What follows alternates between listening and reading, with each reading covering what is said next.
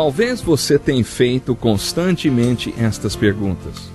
Onde posso encontrar refúgio num mundo cheio de conflitos? Ou, como e onde posso encontrar força para vencer nesse mundo que oferece tantas derrotas? Acompanhe agora com o pastor Edson Bruno mais um programa Encontro com a Palavra.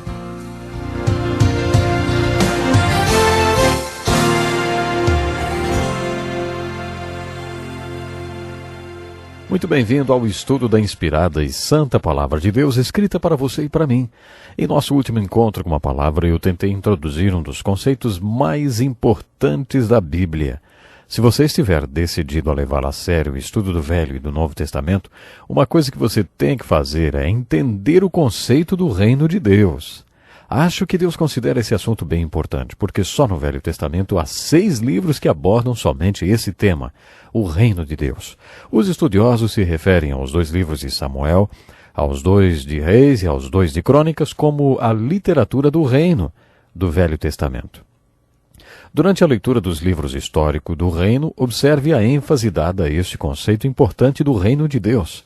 Para que você entenda melhor esse conceito do Novo Testamento, você precisa compreender qual a sua importância no Velho Testamento.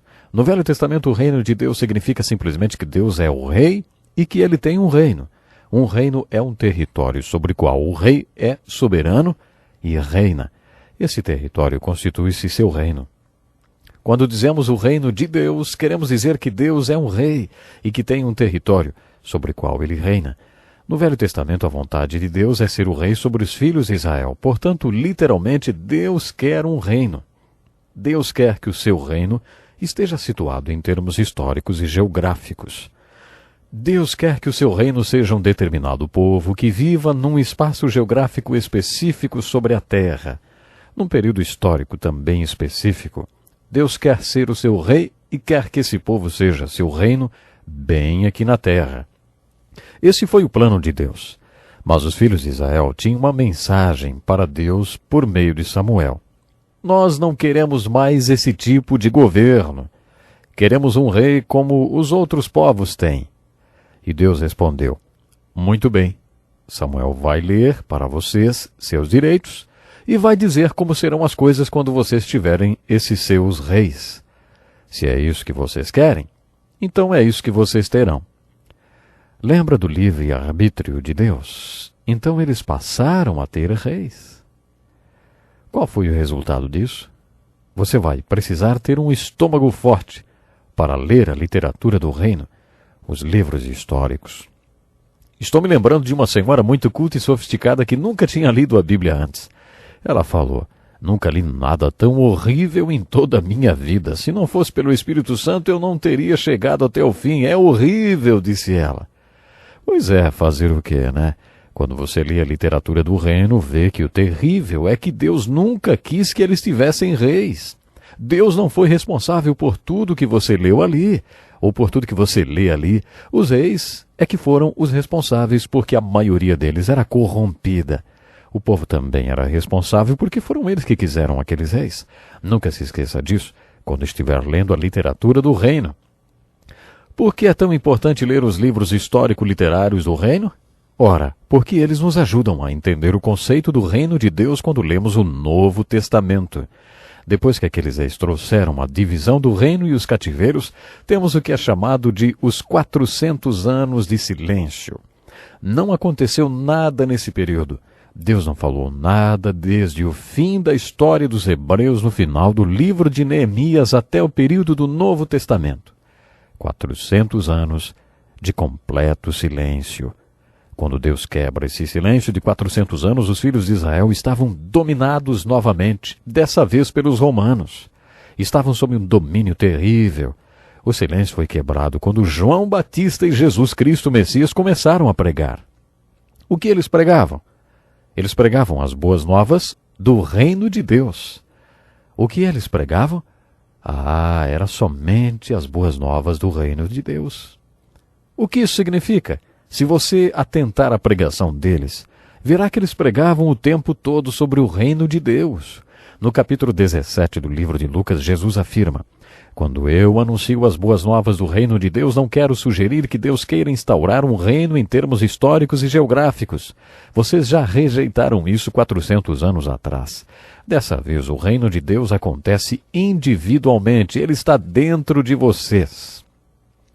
A aplicação do que Jesus disse é que qualquer homem, mulher, menino, menina, que permita que Deus levante a bandeira branca de rendição no seu coração e que declare: eu quero que o Senhor seja o meu rei, eu quero estar debaixo do seu governo, essa pessoa, sim, faz parte do reino de Deus. Ela viu o reino de Deus e já faz parte dele. Quando Jesus disse a Nicodemos que o novo nascimento era um meio e não um fim, e que esse fim era o reino de Deus, ele disse: Nicodemos, para que as pessoas vejam o reino que se constitui, as boas novas, elas têm que ter uma experiência, elas têm que nascer de novo. Somente quando elas nascem de novo é que podem ver que Deus quer ser o seu rei. Somente depois de terem visto o reino de Deus é que elas entrarão nele. Paulo disse a mesma coisa na primeira carta aos Coríntios, capítulo 12, verso 3. Ninguém pode dizer Jesus é Senhor, senão pelo Espírito Santo. O que Paulo quis dizer com isso? Há alguns anos fui preletor num retiro com um grupo de homens da terceira idade. Dei a eles a seguinte tarefa. Pedi que lessem a segunda metade do capítulo 6 de Mateus e estudassem o sistema de valores de Jesus. Pedi que respondessem a duas perguntas.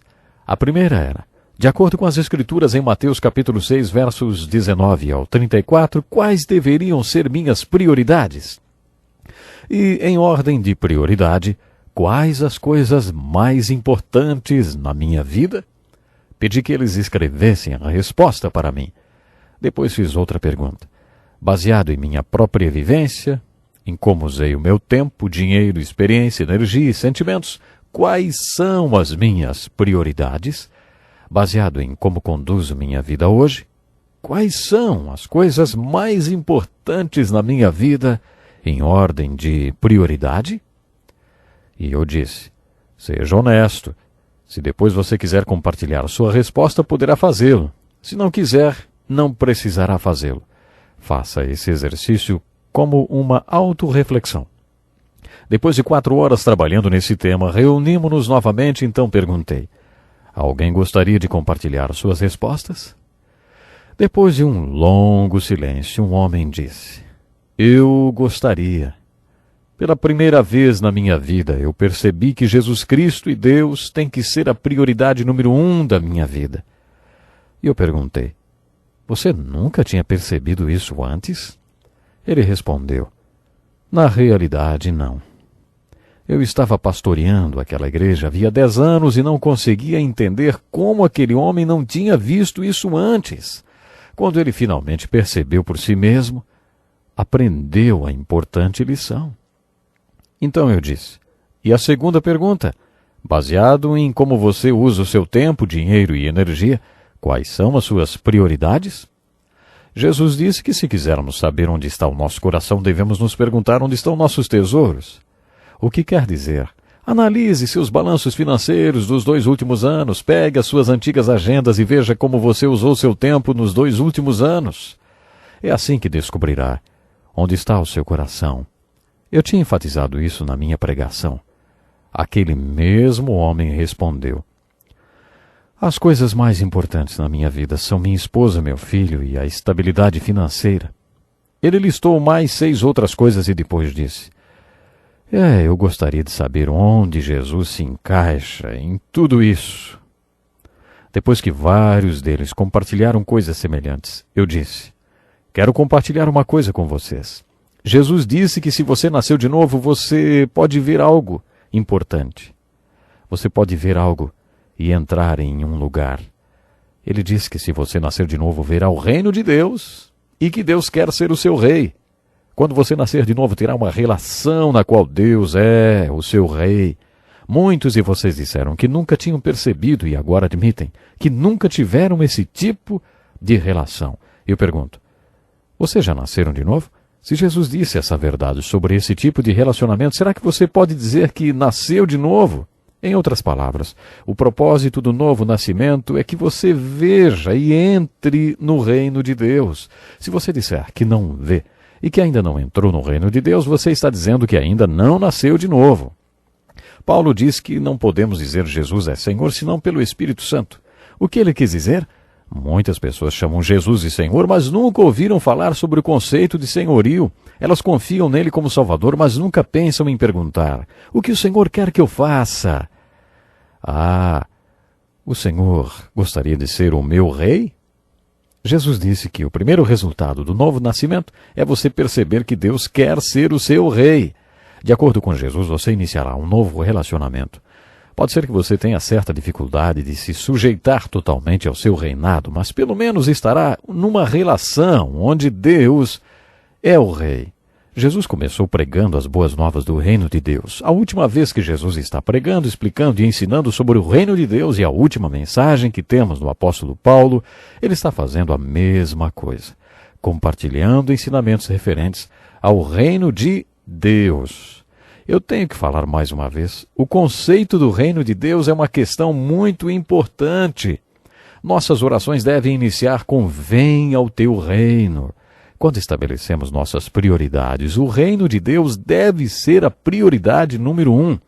Se você comparar suas prioridades com a figura de um alvo, um centro e vários círculos em volta, sabe, o centro de suas prioridades deve ser o reino de Deus. Quando você ler 1 Samuel, descobrirá o que significa o reino de Deus. Deus quer ser o seu rei. Podemos fazer tudo do nosso modo, mas aí teremos que comer o banquete das consequências das nossas escolhas.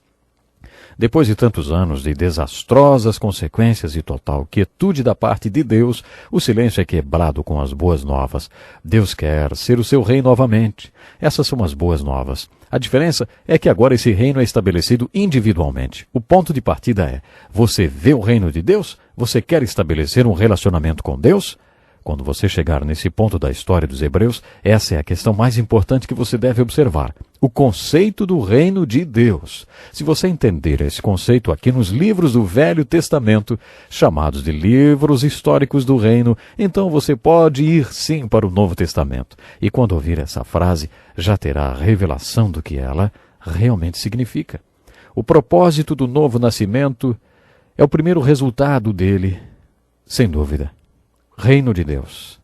Quando você nasce de novo, você entra no reino de Deus. Você já viu o reino de Deus? Você já entrou no reino de Deus? Ei, você, meu ouvinte, você já nasceu de novo? Nosso tempo acabou. Mas, querido ouvinte, se você é como muitos que conheço, que está na igreja, mas nunca nasceu de novo, nunca entrou no reino de Deus, escreva para nós. Nós queremos que você possa realmente experimentar o que é fazer parte do reino de Deus. Muito obrigado por ter nos acompanhado. Até o nosso próximo programa. Que lição importantíssima.